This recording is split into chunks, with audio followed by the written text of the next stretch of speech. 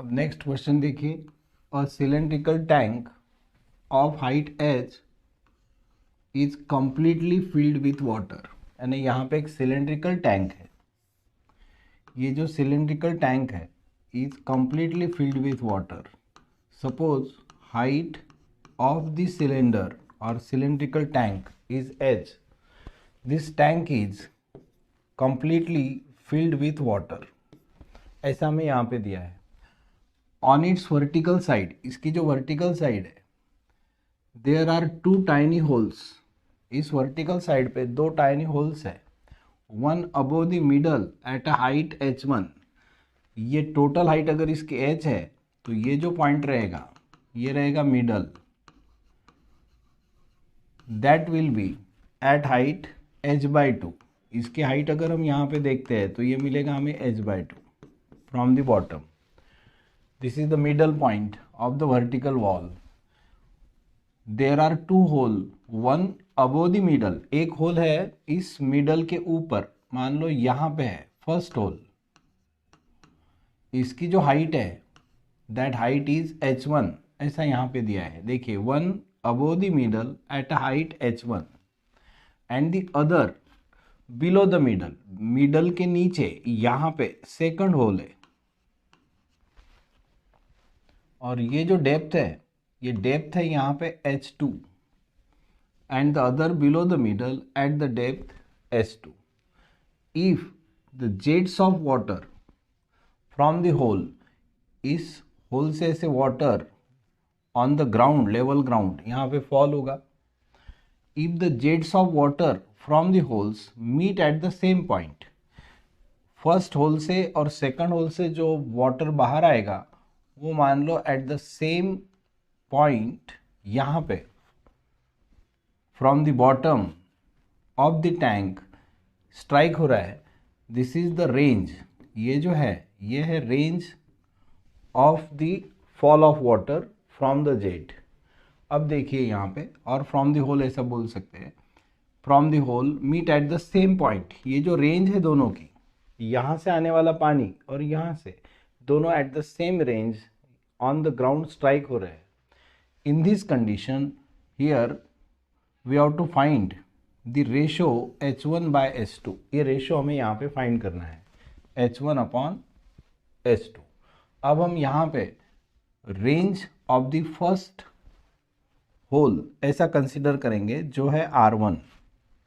r1 is the range of the first hole और range of the water falling from the first whole.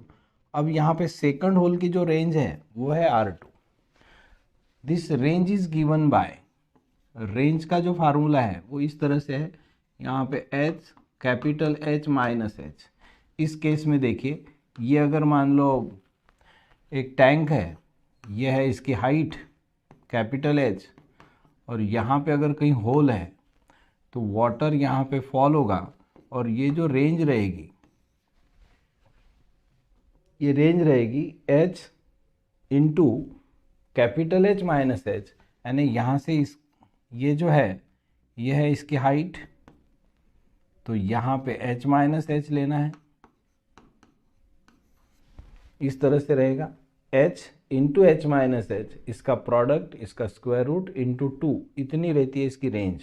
अगर ये formula हम यहाँ पे यूज करते हैं तो हमें r1 का रिलेशन मिलेगा इस तरह से। देखिए, 2 अंडर रूट, ये फर्स्ट होल जो है इसकी हाइट, तो देखिए यहाँ पे मिडल तक हाइट है h/2, h/2 में h1 ऐड करेंगे तो height of the first hole मिल जाएगा, तो हमें यहाँ पे मिलेगा h/2 plus h1। This is the height of the first hole from the bottom. अब यहाँ पे ये डिस्टेंस देखेंगे हम, यहाँ से यहाँ तक का डिस्टेंस, ये डिस्टेंस कितना रहेगा, तो यहाँ पे ये जो डिस्टेंस है, ये डिस्टेंस यानी टोटल डिस्टेंस जो है, टोटल डिस्टेंस है h, इसमें से हम जो वैल्यू यहाँ पे माइनस करेंगे वो वैल्यू रहेगी यहाँ पे, टोटल डिस्टेंस h है, इसमें से हम यहाँ से यहाँ तक का डिस्टेंस माइनस करेंगे, यानी ये वैल्यू माइनस करेंगे, यानी -H/2 -H1 ऐसा हमें मिलेगा। This is the range of the water falling from the first hole. अब सेकंड केस में देखिए यहाँ पे, अब यहाँ पे लेंगे 2 √ here height of the second hole. ये जो हाइट है, ये हाइट हम यहाँ पे देखेंगे। तो अब देखिए यहाँ पे ये डिस्टेंस कितना आएगा, तो H/2, ये जो है मिडल है H/2 से हम H2 माइनस करेंगे, तो यहाँ पे मिलेगा H/2 -H2। इस केस में +H1 लिया था क्योंकि मिडल के ऊपर पॉइंट था। सेकंड केस में ये जो सेकंड होल है ये बिलो दी मिडल है, इसीलिए H/2 में से H2 हमने माइनस कर लिया।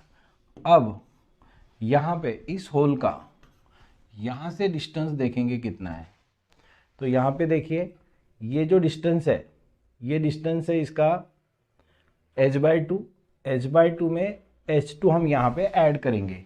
ये टोटल डिस्टेंस यहाँ से यहाँ तक का डिस्टेंस है H/2 प्लस H2 ऐसा हमें मिलेगा। तो ये रहेगा H/2 प्लस H2, ये रहेगी range of the water falling from the second hole. अब यहाँ पे देखिए 2 गेट्स कैंसल, यहाँ पे दोनों साइड में स्क्वायर रूट है, अभी हम स्क्वायर रूट हटा देंगे। यहाँ पे मिलेगा H/2 plus H1, second bracket में H माइनस H/2, ये भी हो जाएगा H/2 माइनस H1। इस तरह से राइट साइड में देखिए यहाँ पे मिलेगा H/2 माइनस H2 और सेकंड ब्रैकेट है H/2 प्लस H2। दोनों साइड में स्क्वायर रूट हम यहाँ पे ले सकते हैं, तो स्क्वायर रूट यानी टेकिंग स्क्वायर, तो स्क्वायर रूट निकल जाएगा। अब देखिए H/2 माइनस H1, यहाँ पे H/2 माइनस H2, ये जो केस है इसमें है H/2 प्लस H1, यहाँ पे H/2 प्लस H2। ये प्रोडक्ट और ये प्रोडक्ट कब सेम रहेगा, बाय ऑब्जर्वेशन हम यहाँ पे बोल सकते हैं। इसमें देखिए H/2 में H1 ऐड किया, यहाँ पे H/2 में H2 ऐड किया, यहाँ पे H/2 में H1 सब्ट्रैक्ट किया, यहाँ H/2 में H2 सब्ट्रैक्ट किया। बाय ऑब्जर्वेशन हम यहाँ पे बोल सकते हैं कि लेफ्ट साइड का प्रोडक्ट और राइट साइड का प्रोडक्ट कब इक्वल रहेगा, जब H1 is equal to H2 रहेगा। H1 और H2 की वैल्यू जब सेम रहेगी तब ये प्रोडक्ट और ये प्रोडक्ट इक्वल हो जाएगा। इस कंडीशन में हमें रेशो मिलेगा H1/H2, ये जो रेशो है ये रेशो मिलेगा हमें 1। इसीलिए ऑप्शन ए जो है यहाँ पे ये करेक्ट ऑप्शन है।